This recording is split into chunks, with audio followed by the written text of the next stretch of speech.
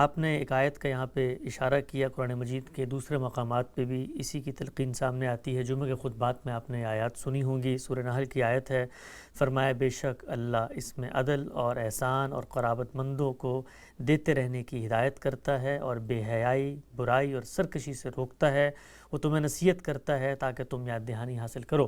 ہم صاحب نے اپنی تفسیر البیان میں اس کی توضیح مزید کی ہے، وہ لکھتے ہیں یہ عظیم آیت قرآن کے تمام اوامر و نواہی کا خلاصہ ہے۔ استاد امام مولانا امین حسن اصلاحی اپنی تفسیر میں لکھتے ہیں قرآن جن باتوں کا حکم دیتا ہے ان کی بنیاد بھی اس میں واضح کر دی گئی ہے، اور جن چیزوں سے روکتا ہے ان کی اساسات کی طرف بھی اس میں اشارہ ہے۔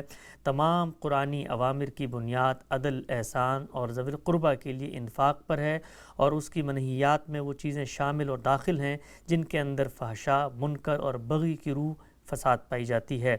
یہاں اس کا حوالہ دینے سے مقصود ان لوگوں کو متنبہ کرنا ہے جو قرآن کی مخالفت میں اپنا ایڑی چوٹی کا زور صرف کرتے رہ رہے ہیں، تاکہ وہ سوچیں کہ جس چیز کی وہ مخالفت کر رہے ہیں اس کی تعلیم کیا ہے، اور اس کی مخالفت سے کس عدل و خیر کی مخالفت اور کس شر و فساد کی حمایت لازم آتی ہے۔ ہم سب ہماری جمعے کی آیات نماز کے اندر، خطبات کے اندر یہ آیت پڑھی جاتی ہے، ان اللہ یأمرکم بالعدل والاحسان وایتاء ذی القربی۔ اس آیت کے اندر یعنی ایک چھوٹا سا جملہ ہے، لیکن پورا کا پورا جو فلسفہ دین ہے، پوری کی پوری جو دین کی روح ہے، پورے کے پورے جو اوامر اور نواہی کی بنیاد ہے، اس کا خلاصہ ہے، وہ بیان ہو گیا۔ اس آیت کے بارے میں کوئی ارشاد فرمائیے گا۔ یہ آیت تو گویا یوں سمجھ لیجئے کہ ہر وقت سامنے رکھنے کی آیت ہے۔ ہر آدمی کو اس کو لکھ کر بلکہ اپنے قلب پر ثبت کر کے رکھنا چاہیے۔ اسی وجہ سے یہ پسند کیا گیا کہ جمعے کے خطبوں میں بار بار اس کا اعادہ ہو۔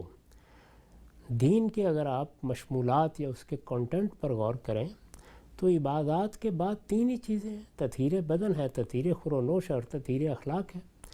اس میں تطہیر اخلاق سب سے بڑا باب ہے۔ اسی لیے رسالت مآب صلی اللہ علیہ وسلم نے فرمایا کہ بعثت لأتمم مکارم الاخلاق۔ یہ آیت یہ بتا رہی ہے کہ اخلاق کی بنیادیں کیا ہیں، یعنی وہ کیا چیزیں ہیں جو اللہ تعالیٰ تطہیر اخلاق کے ذیل میں ہم سے چاہتا ہے، ان کا مطالبہ کرتا ہے۔ تو اس میں تین بنیادی چیزیں ہیں، یعنی ایک یہ کہ عدل کی ہدایت کرتا ہے، احسان کی ہدایت کرتا ہے، اور اپنے اعزاء و اقربا کا حق سمجھ کر ان کو دیتے رہنے کی ہدایت کرتا ہے، اور اس کے مقابل میں تین ہی چیزوں سے روکتا ہے، فواحش سے روکتا ہے، حق تلفی سے روکتا ہے، اور کسی کی جان مال آبرو کے خلاف زیادتی سے روکتا ہے۔ اس میں گویا پورے دین کے مطالبات اخلاقیات کے باب میں جو کچھ ہو سکتے ہیں وہ سب کے سب بیان ہو گئے ہیں۔ باقی جو کچھ قرآن مجید میں ہے، حدیثوں میں ہے، اسی کی تفصیل ہے۔ تو اس وجہ سے اس آیت کو تو ہر وقت سامنے رکھنا چاہیے۔ اس میں بھی دیکھیے سر عنوان کی حیثیت عدل ہی کو حاصل ہے۔